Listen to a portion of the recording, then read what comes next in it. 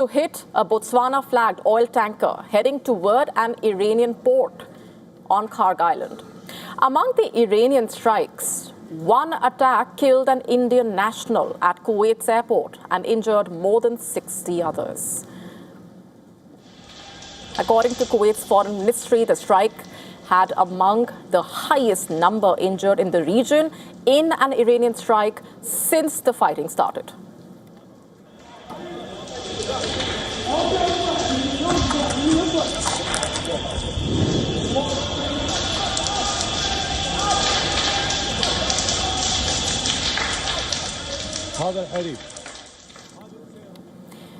The Indian Ministry of External Affairs has condemned the Kuwait airport attack, once again strongly urging, like it has since the start of the conflict, that civilian population and civilian infrastructure must not be targeted, calling upon the parties to cease such attacks. The US military, in fact, says Iran fired 60 missiles at Kuwait and Bahrain. According to the US, Iran fired missiles towards Kuwait and Bahrain, but they failed to hit their targets. The two fired at Kuwait fell apart en route, while the US and Bahraini forces intercepted the missiles aimed at Bahrain, reportedly. In fact, the US Central Command has said it responded with strikes on an Iranian military ground control station on Kashmir Island in the Strait of Hormuz. Iran's paramilitary Revolutionary Guard saying they targeted the headquarters of the US Navy's 5th Fleet in Bahrain and another country in its attack without naming Kuwait. It said it launched its attack in response to the US firing a missile into the engine room of another oil tanker, trying to reach Iran despite the US blockade. Iran earlier also issued a stern warning. The country warned that the era of hit and run is over. But here's the thing, a lot also depends on what happens in Lebanon. And as of now, the situation there remains questionable. According to the Lebanese security sources, reportedly, Israeli drone strikes killed at least 6 people in southern Lebanon and targeted a car just south of Beirut on Wednesday, while Israel said it intercepted a hostile aircraft likely fired by Hezbollah. The hostilities have continued despite that US-mediated agreement that led Israel to step back from attacking the Hezbollah-controlled southern suburbs of Beirut and the Iran-backed group to halt cross-border strikes as well. The Israeli military, meanwhile, has said the hostile aircraft had crossed into northern Israel from Lebanon. An Israeli military spokesperson has said it was most likely a drone launched by Hezbollah. The group issued no claim of responsibility, reportedly. Trump, meanwhile, has been active as usual online. What has he been saying?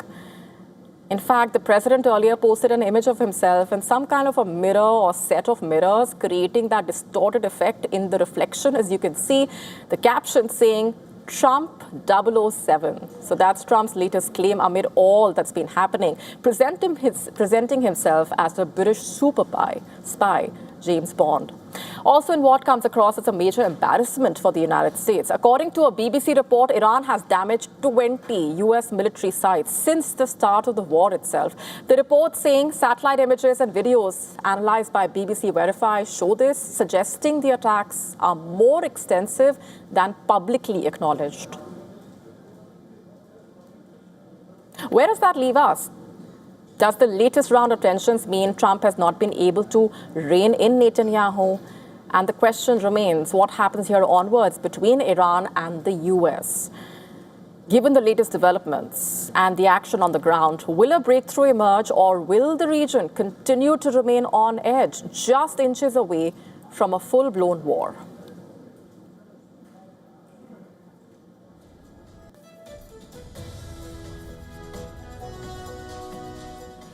Shifting focus now, Russia unleashing some of its most powerful missiles against Ukraine. Ukraine's air defenses struggling to keep up as stocks of the interceptor missiles run dangerously low. Yet, even under pressure, Kiev is striking back deep inside Russian territory, sending out a message that the war is far from being one-sided. Take a look.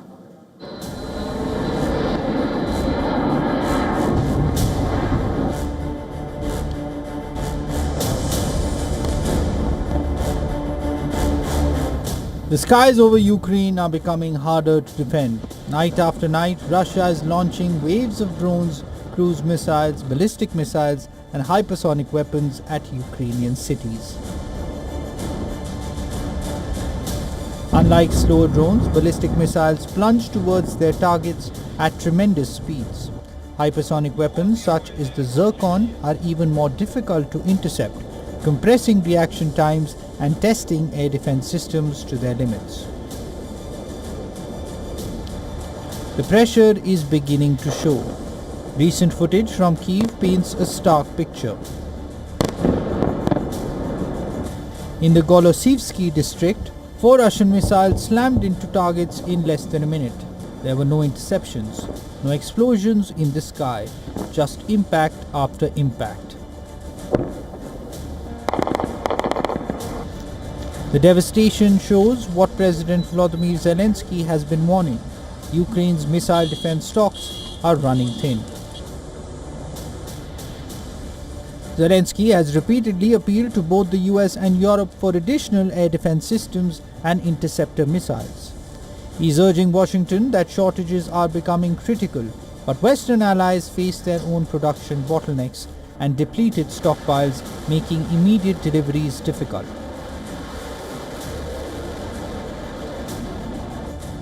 Sensing an opportunity, Moscow appears determined to intensify the pressure. Russian officials have signaled that large-scale strikes will continue. But Ukraine is not standing still. If Russia dominates the missile war, Kyiv is trying to dominate the drone war. In one of its deepest strikes inside Russia, Ukrainian long-range drones reportedly traveled more than 1,000 kilometers to hit targets in and around St. Petersburg, Russia's second-largest city. Ukraine has carried out a separate drone strike on a bus in the Russian-controlled port of Donetsk. Russia claims several killed in the passenger bus attack. Ukrainian drones have repeatedly targeted Russian oil refineries, fuel depots, air bases and military infrastructure far from the battlefield. The goal is to disrupt logistics, raise costs and prove that nowhere is completely out of reach. From St. Petersburg to Kyiv, both sides are sending the same message. Strike deeper, strike harder, keep the pressure on. But one question is growing more urgent with every Russian missile barrage. Can Ukraine continue holding the line if its air defenses run out before new supplies arrive? Bureau Report WION World is One.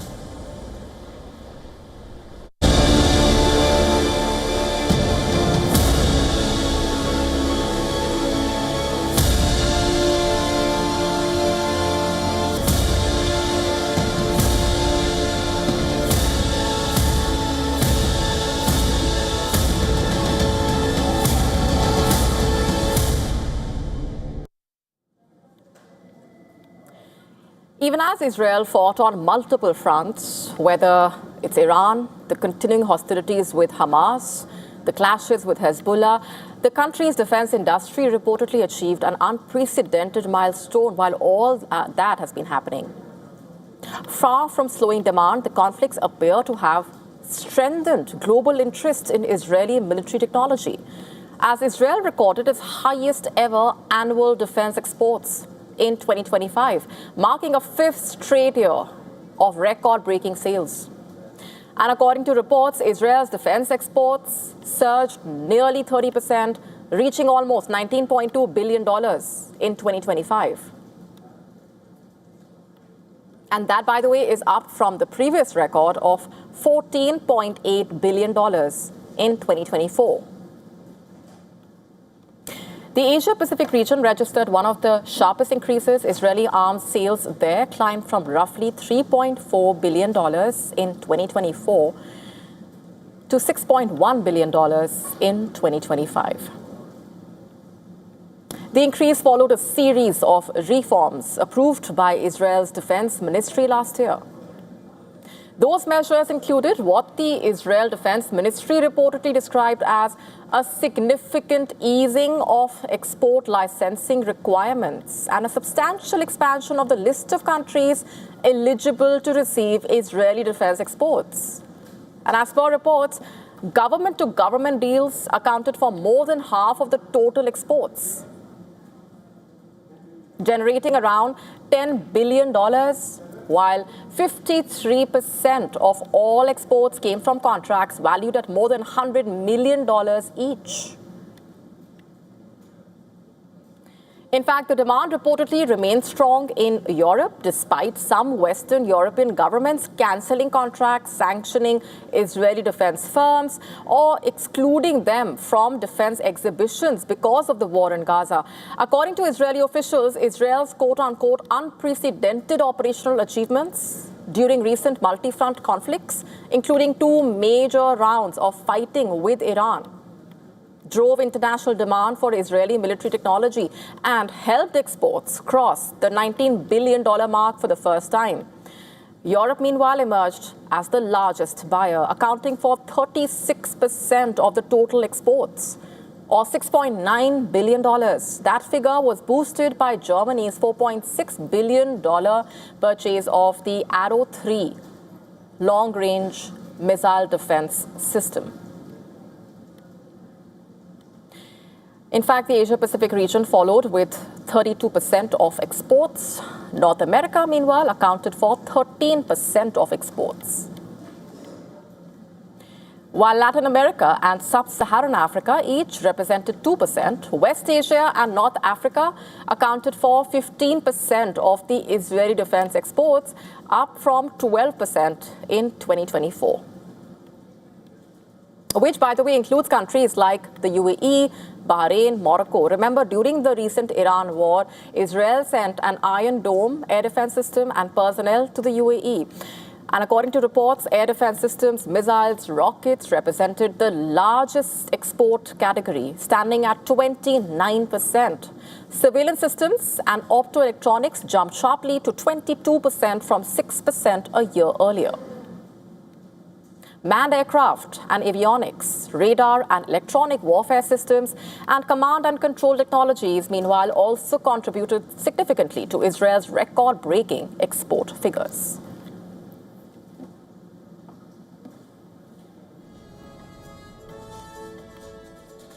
At a time of rising geopolitical tensions, the U.S. is considering sending nuclear forces near the Russian border. According to the report by the Financial Times, the Trump administration is in talks to deploy additional nuclear-capable bombers in Europe. Poland and the Baltic states are being considered as bases for the deployment of NATO nuclear bombers. Our next report taking a closer look at how this move could spark renewed tensions with Moscow. Take a look.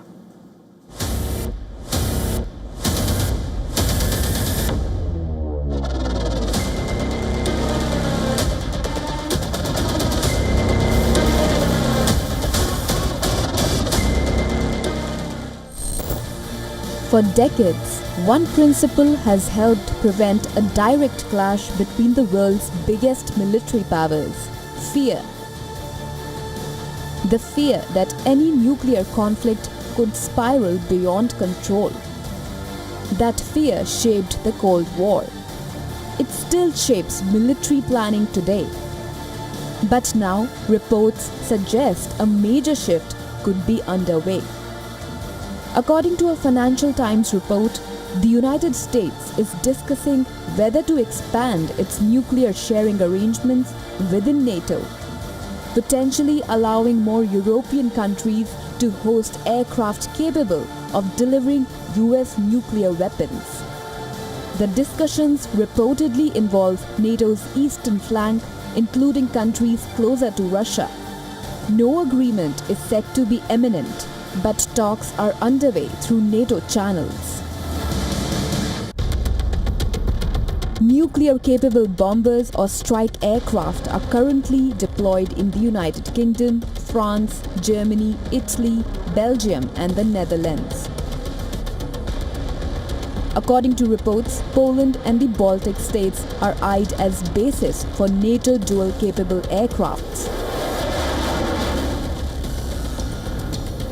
Right now, experts estimate that around 100 American B-61 nuclear bombs are stored at bases across Belgium, Germany, Italy, and the Netherlands and Turkey.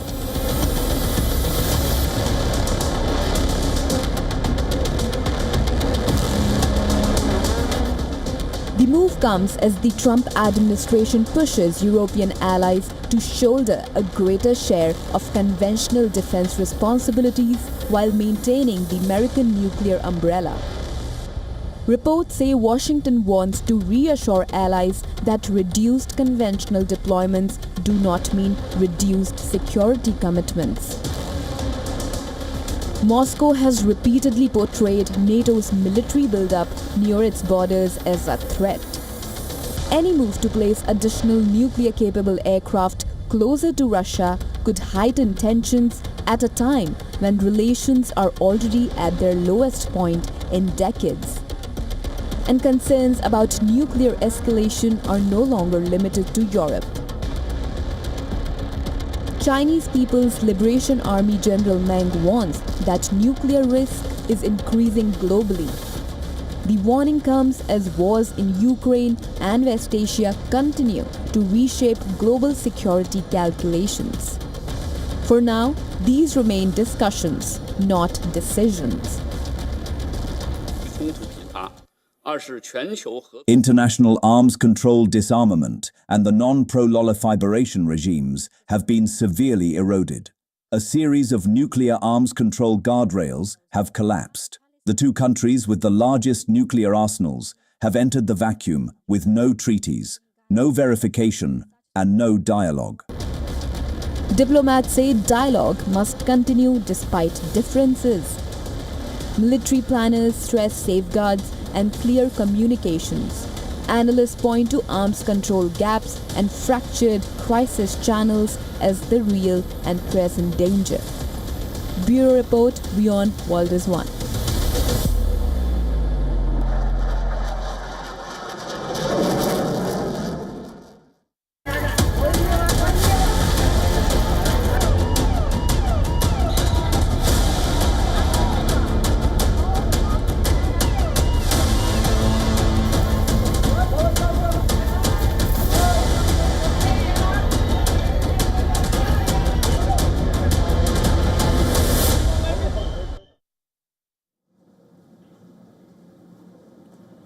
For the next story, I want to begin with a picture that captures not just fear and desperation, but also the cost of negligence, all in one single frame. Take a look.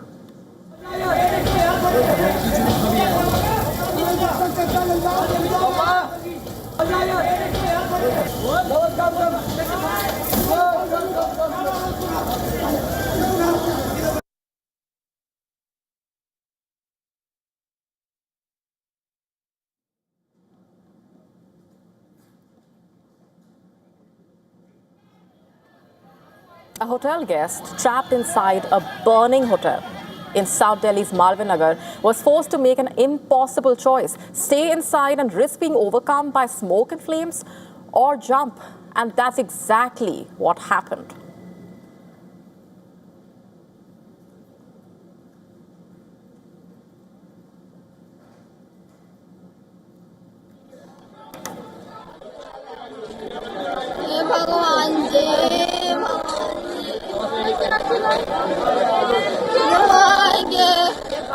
तो उनसे हमने गद्दे लिए और गद्दे नीचे बिछाए। हमने कहा अब आप कूदिए। तो उसमें एक बच्ची भी थी, जो लोग सोमालिया से आए हुए थे, और उनकी मम्मी थी, उनके पापा थे, वो लोग कूदे और 4 जन जेंट्स कूदे, 4 जन लेडीज़ कूदी। लगभग 10 से 12 लोग वहाँ पे जम करे, जो माइनर इंजरी थोड़ी थोड़ी आई, लेकिन वो सकुशल सब बच गए।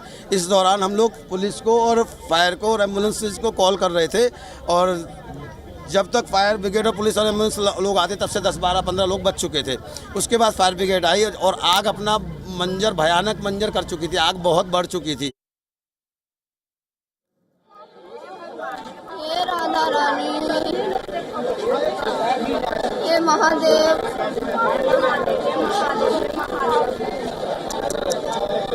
अरे बाबू मार जाती आपको देव नहीं यार।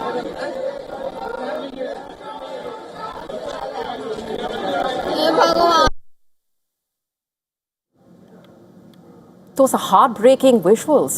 At least 21 people, 17 of them foreign nationals, lost their lives after that massive fire broke out. The fire first started in an eatery located in the basement before rapidly spreading through the 5-story structure. Authorities received a distress call for the fire at 8:58 a.m. to be precise. The flames later spread to a neighboring property, complicating the rescue efforts. Listen to this.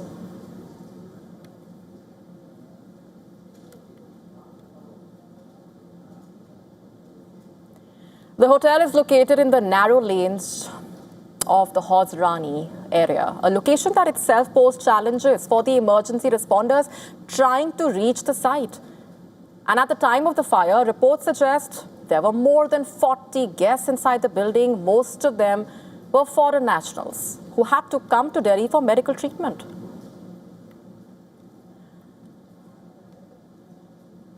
Reports say the hotel had permission to build only 6 rooms. But you know how many rooms were occupied by the guests? 25. The hotel reportedly had no fire NOC. The building reportedly had only a single entry and exit point, creating that deadly bottleneck during that emergency. Imagine that. The rooms were reportedly functioning in the basement as well.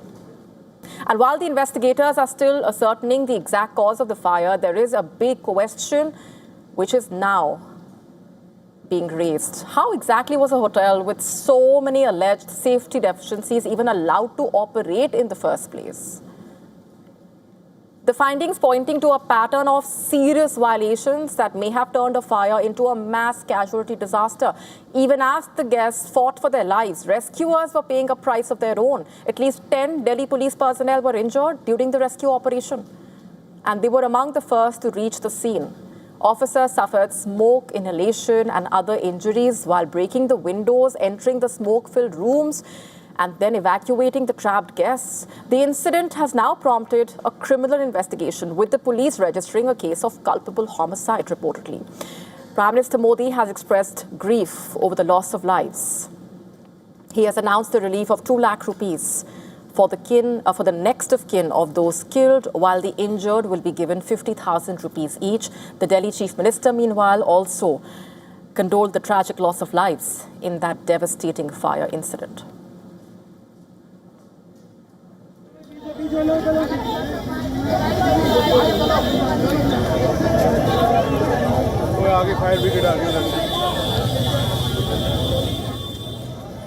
But then this tragic incident is also raising troubling questions that need to be answered. Could this tragedy have been prevented? Because this is not the first time, after all, that the authorities were warned. Nearly 5 months before this fire, the Delhi High Court had directed the civic and the government authorities to urgently address fire safety concerns in hotels, restaurants, other hospitality establishments across the city. The court had called for stronger oversight and better compliance. Yet, reports indicating that a comprehensive action plan is still awaited.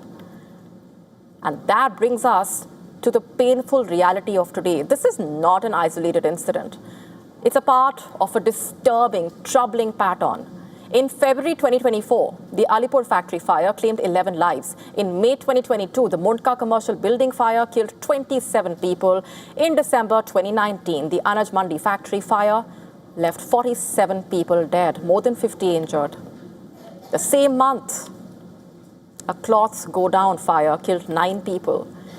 In January 2018, the Bhavana firecracker factory fire, remember, took 17 lives. Year after year, fire after fire, the plague in Delhi remains strikingly similar as a result of these incidents. Safety rules allegedly flouted, warning signs seem to have been missed, enforcement seems to be falling short, and it's the ordinary people who end up paying the ultimate price.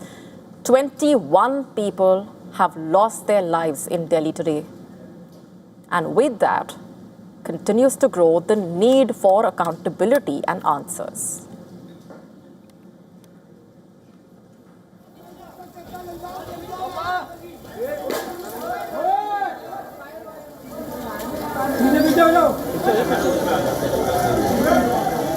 अरे कहाँ से खुदवारा भाई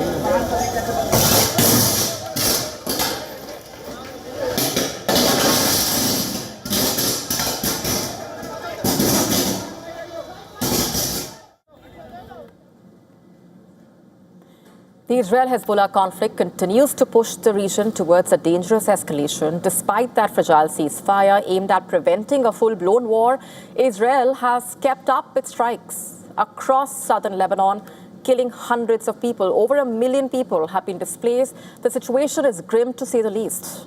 WION's Gadi Francis getting us this ground report from Beirut's southern suburb, an area that has been repeatedly targeted by the Israeli forces.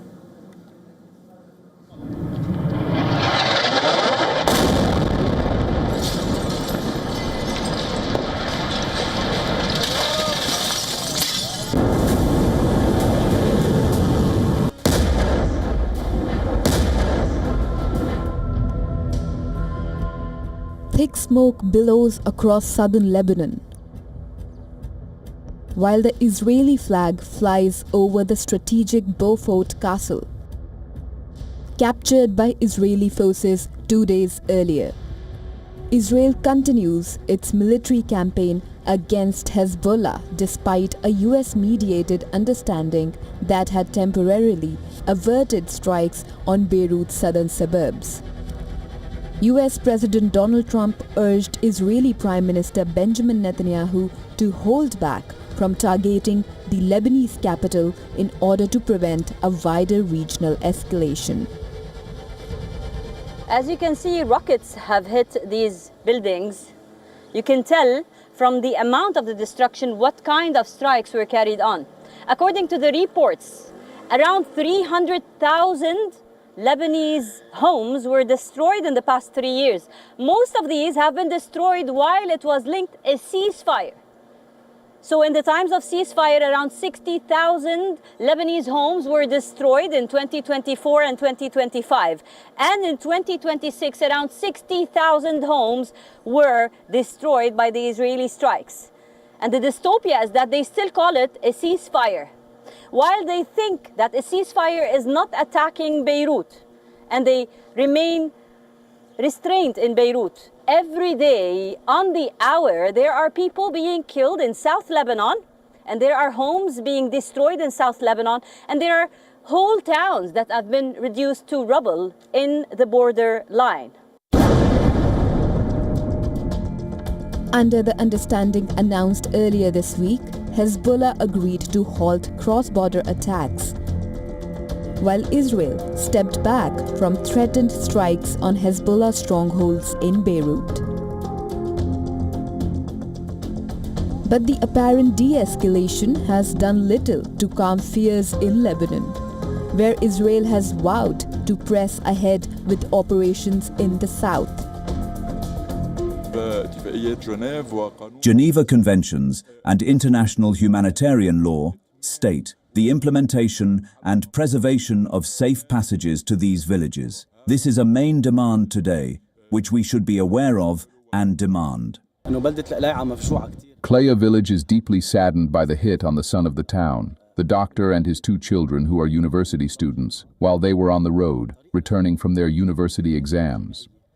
The tragedy that hit us is a tragedy that really hurts, but we understand that during war the intended is targeted. God willing, we are preserving our presence here. We preserved our presence here only to preserve our land, homes, and honor.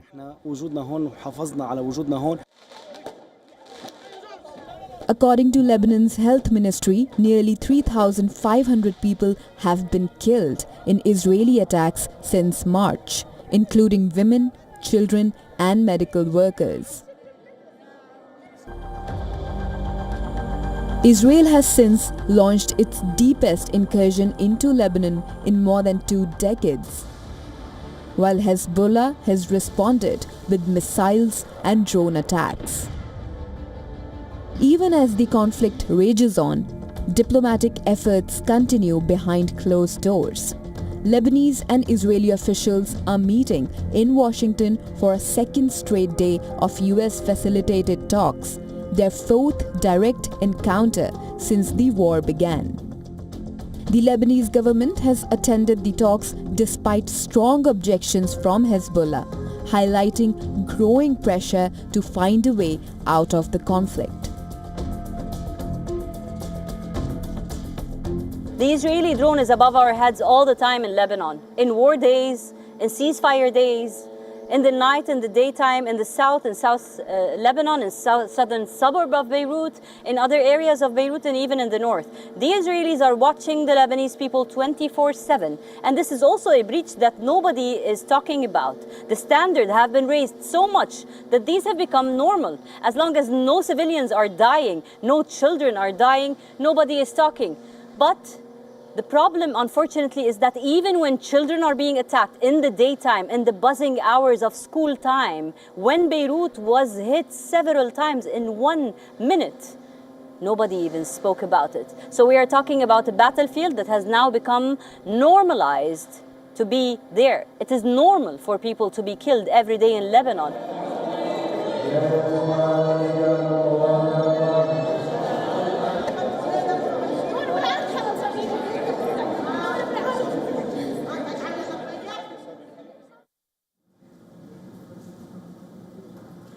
On to Japan now. The country is reportedly grappling with growing concerns over the treatment of its Muslim community. Several reports of alleged harassment, misinformation, anti-immigrant sentiment continue to surface. In fact, according to a report by the South China Morning Post, discrimination against foreign residents in Japan is increasingly being felt by Muslims as well, reportedly. These sporadic incidents were once primarily directed towards Korean and Kurd communities. The report flagged mosques across Japan are receiving a barrage of abusive phone calls, threatening emails, and online harassment. Community leaders are also warning that misinformation spreading on social media is fueling fear, suspicion, and hostility, allegedly. The concern coming at a time when Japan's Muslim population is growing. According to a professor studying Islam at Waseda University, reportedly, the number of Muslims in the country rose from about 230,000 in 2019 to an estimated 420,000 by the end of 2024 itself. Japan now has more than 160 mosques nationwide. According to the South China Morning Post, several incidents have highlighted the rising tensions. Last year in Osaka, a false rumor reportedly circulated online, claiming that a mosque was broadcasting the Islamic call to prayer at high volume during the early hours of the morning. Community members saying the claim was misleading, but it spread widely on social media. In February, a series of suspicious fires broke out at a mosque and a used car showroom operated by Pakistani nationals in Abetsu, reportedly. The incident was further investigated by the authorities.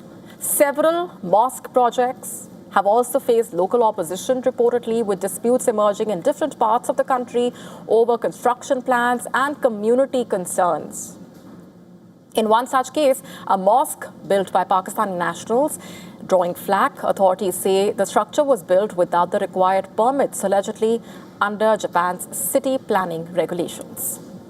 And according to the Kawagawa City Hall, the municipal government administrative center of the city, the mosque was built in an urban development control area where construction is generally prohibited unless specific permissions are secured under the City Planning Act.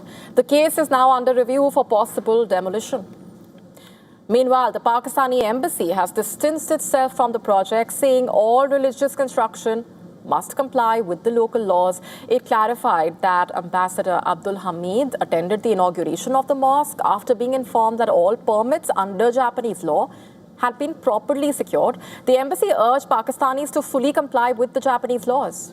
In Japan, community consultation is regarded as an important part of development projects, particularly when new structures could affect neighborhoods. It remains to be seen if the structure stays or is demolished based on the city council's decision.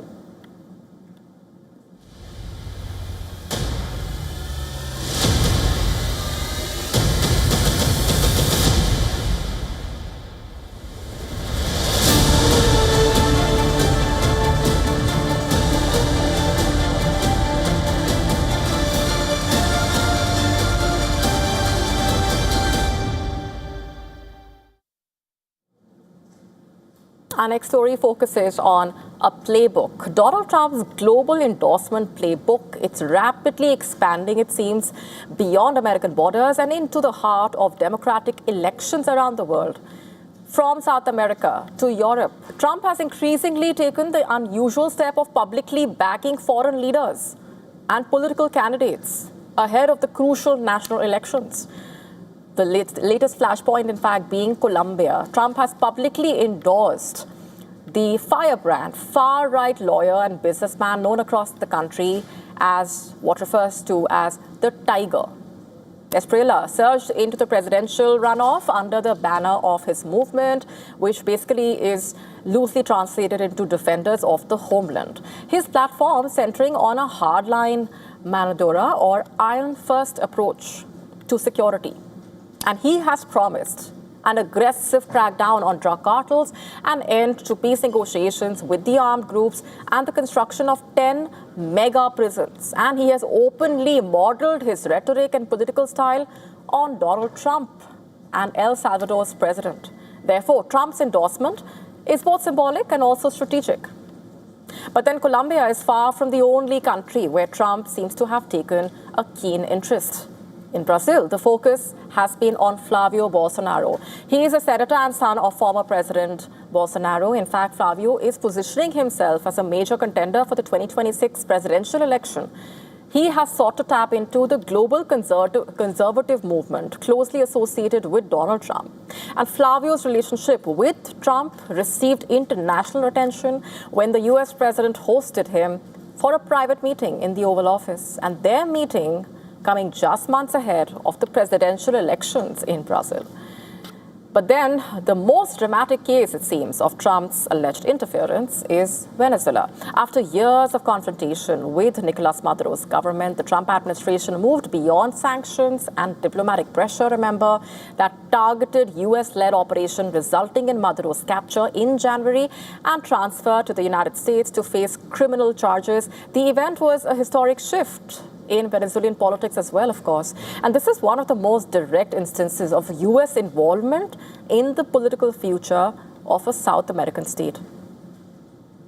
The next door in South America is Cuba, where Trump's objectives have been no less ambitious. Although regime change has not been achieved, the Trump administration has pursued what seems to be a maximum pressure campaign aimed at weakening the government in Havana. Washington has currently imposed tough economic sanctions, restricted the island's energy sector, remember, and increased aggressive rhetoric against the Cuban leadership. And then there's Armenia. Just days before the country's crucial parliamentary elections, Trump publicly endorsed the Prime Minister, Pashinyan. He described him as a great friend and leader. The remark immediately drew attention because Armenia's elections on June 7 are being watched closely both within the country and across the region. And then there is Hungary, a country which offers a lesson in the limits of international political backing, it seems. For years now, Donald Trump and Viktor Orban were seen as ideological allies. Trump repeatedly praised Orban and endorsed his re-election efforts as well. And during Hungary's most recent poll campaign, US support for Orban became even more visible. After J.D. Vance traveled to Budapest to participate in campaign events, Trump himself addressed supporters over the phone, telling crowds he was with Orban all the way. Yet, despite the high-profile international support and all that symbolism, Orban was defeated in the April 2026 elections. The result also speaking volume about how foreign endorsements may shape headlines, attract a lot of attention, but do they really necessarily decide the result?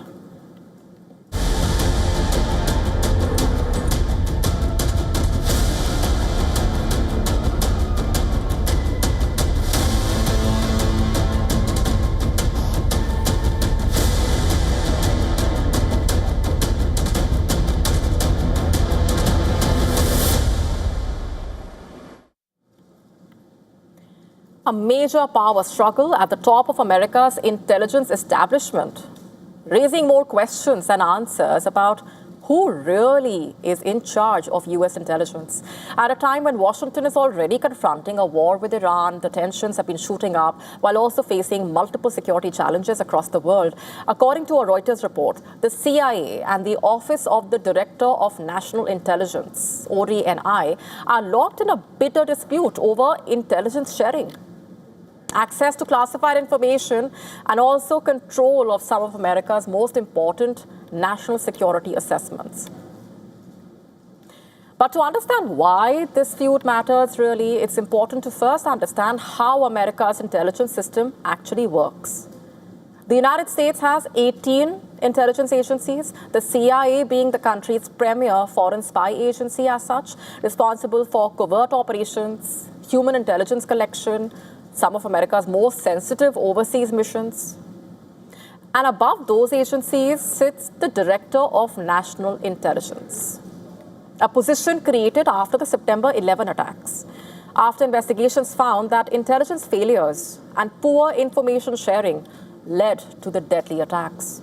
The idea behind the Director of National Intelligence was quite simple.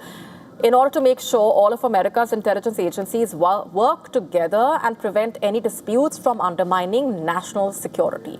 That was the aim.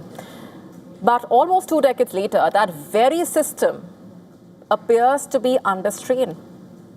According to Reuters, the CIA has significantly reduced its participation in some intelligence assessments produced by ODNI, including analysis related to the ongoing Iran conflict. And the development also coming at a time when there is a shift in the balance of power within the Trump administration. US President Donald Trump has long had a complicated relationship with America's intelligence establishment. During his first term, he often clashed with the CIA, the FBI, over issues ranging from Russia to surveillance. But now, in his second term, there is a stark difference. The CIA appears to be emerging as a major player. The agency has taken a leading role in some of Trump administration's highest priority national security operations, including activities related to Iran, as well as the recent covert operations in Venezuela, including the capture of Nicolas Maduro. And Trump's recent public praise about the CIA also highlighting a remarkable evolution. These two guys are fantastic. And John Ratcliffe was incredible. It was actually their genius. The fallout from the internal US agency's feud has reportedly grown increasingly visible and hard to ignore.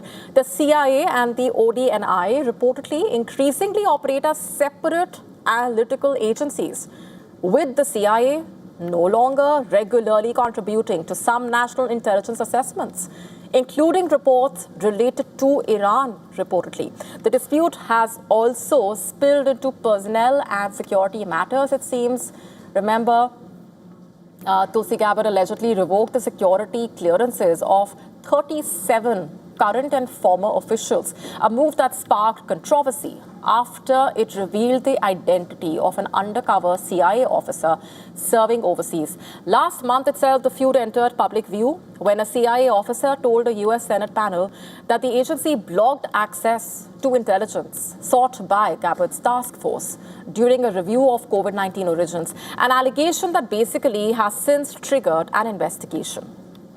And the growing rift between two of America's most powerful intelligence institutions perhaps also raises questions over whether internal rivalries, the friction, is once again undermining the very coordination the post-9/11 reforms were designed to achieve.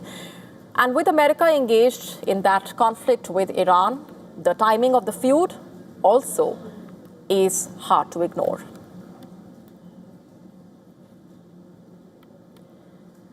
The AI boom appears to be entering a new and potentially risky phase. Companies built around AI are attracting valuations so massive that investors are reportedly beginning to ask whether markets creating a major bubble is the immediate concern. Anthropic, the company behind the chatbot that has taken a major step towards a US stock market listing after confidentially filing documents with regulators on Monday, reportedly. As per reports, the company could command a valuation of nearly $1 trillion in its initial public offering, potentially reaching Wall Street before OpenAI, the creator of ChatGPT, and questions surrounding the AI surge persisting across domains as well. Elon Musk could soon become the world's first trillionaire if targets linked to SpaceX are achieved, with SpaceX expected to pursue a US listing later this month at a reported valuation of $1.8 trillion. But a top research firm, Morningstar, saying that the number is simply too high. The American firm has initiated coverage of SpaceX with a value estimate of around $780 billion. That is less than half of what SpaceX is asking investors to pay. The firm claims the shares are likely overvalued at the proposed IPO price and adds that any valuation above $1.5 trillion would make the stock overvalued under almost any near-term scenario. That's not all. At the $1.8 trillion valuation, SpaceX's price-to-sales ratio exceeding 90 times, far above the industry norms of below 30 times. And these staggering numbers are also raising concerns among experts. Market watchers are drawing parallels with the dot-com era. One of the most famous examples remaining, Global Crossing. The telecom company's valuation surged to $47 billion, reportedly in 1999 during the internet boom, remember, despite never posting an annual profit. It eventually filed for bankruptcy in 2002 after the dot-com bubble burst. And analysts warned about what they called the impossible math surrounding some major AI companies. They pointed to the billions being poured into data centers and AI infrastructure and questioned whether current business models can actually generate sufficient returns. Experts say the big test will come after the major AI companies list publicly, when investors gain a clearer view of their finances and also their performance.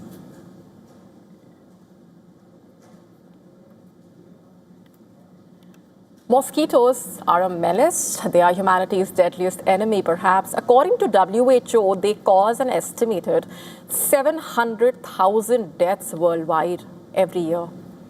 And now a Google-linked project reportedly wants to release 32 million mosquitoes in the US in an effort to curb their numbers and help stop the spread of disease. Our next report explaining the science behind the move and also the reactions it's getting. They kill more humans than sharks, snakes, lions, and crocodiles combined. Every year, mosquitoes spread deadly diseases to millions across the world.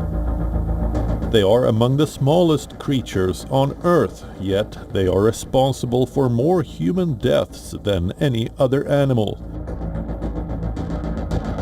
For decades, governments have spent billions trying to control them. Sprays, traps, and pesticides have all been used, but the battle has never truly been won.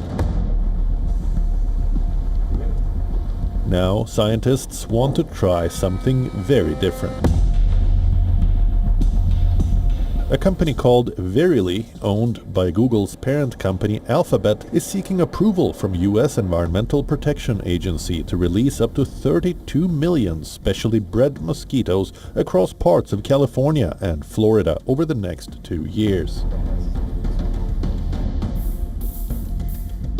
The proposal has ignited a fierce debate. At the center of the plan are male mosquitoes infected with a naturally occurring bacterium known as Wolbachia.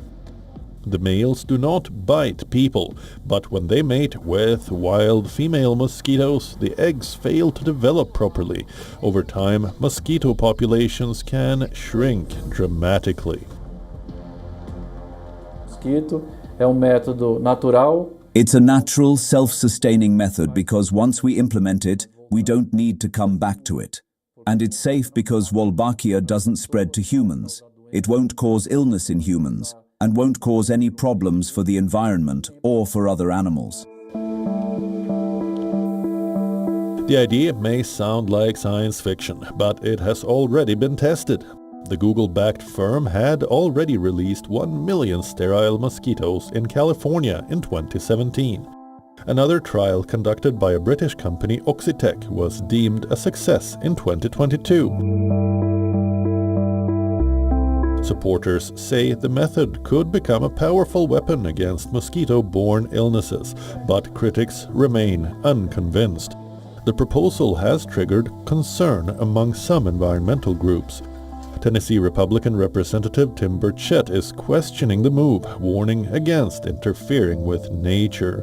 For supporters, the project represents a breakthrough in the fight against one of humanity's deadliest enemies. For critics, it is a giant experiment unfolding in the real world, and as the debate intensifies, millions of mosquitoes have become the center of a battle over science, safety, and public trust. Bureau Report, WION, World is One.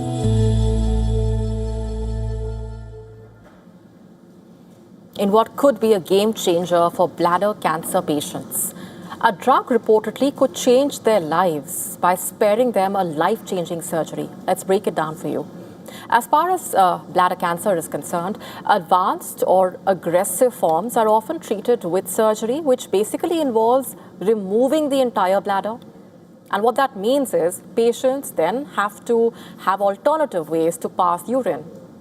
Now, an immunotherapy drug has reportedly been found to not just destroy bladder cancer, but also prevent it from returning and do away with the need for an operation.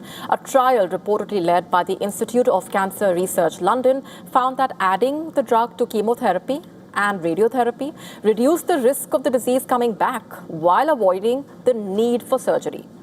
Results from the study were presented in Chicago at the world's largest cancer conference, the American Society of Clinical Oncology's annual meeting. The drug basically helps the body spot cancer cells hiding from the immune system, allowing it to target and destroy them. Basically, by adding immunotherapy to chemotherapy and radiotherapy, it could spare the patients the ordeal of having their bladder removed entirely. And these results are reportedly a major breakthrough for people with aggressive bladder cancer, a huge leap towards changing their lives. And at that point, further research will reportedly be needed at a larger scale to know for sure. But these results have the potential to be life-changing for some bladder cancer patients. With that, it's a wrap on this edition of GRAVITAS tonight. This is me, Molly Kampiri, signing off. Thanks for watching.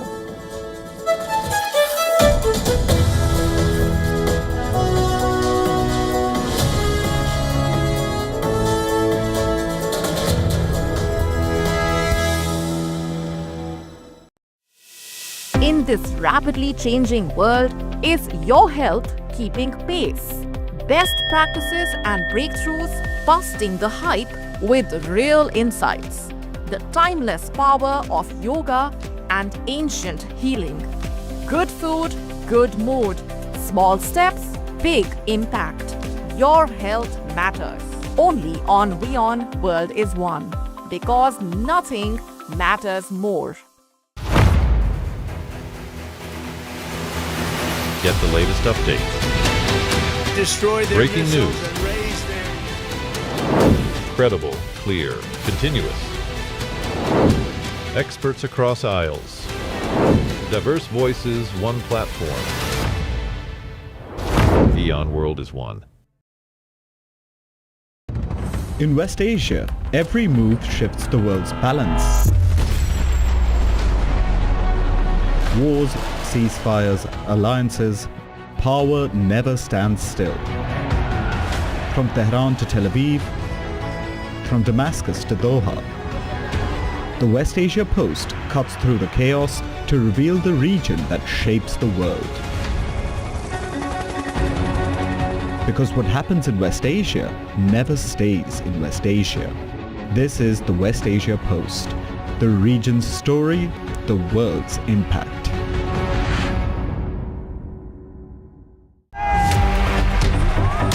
Campaigns, elections, alliances, controversies, and power play.